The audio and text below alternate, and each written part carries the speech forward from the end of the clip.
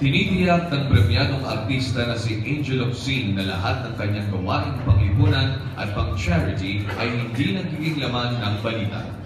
Lagi siyang nauuna sa pagbibigay ayuda sa mga nasalanta sa mga batang may kapansanan at maralita at tahimik na tumutulong sa mga women's concerns. Sa halip na itaos ng marangya ang kanyang kaarawan, minabuti ni Angel na mamahagi ng pagkain, damit at kagamitan sa mga batang lansangan.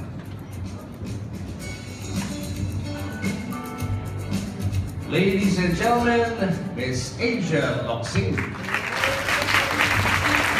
having consistently been singled out by television viewers all over the country as worthy of emulation by children, for consistently being the audience's top-of-mind choice as among the country's most favored, most liked, and most admired TV personalities, for embodying credibility, integrity, and wholesomeness on Philippine television, and for always topping the national surveys conducted by Anak TV in its many forays into the heartland of the country, Angel Locsin is now elevated into the August Makabata Hall of Fame, following a resolution passed and approved by the officers and trustees of Anak TV Incorporated, presented this 4th day of December 2014 in Quezon City.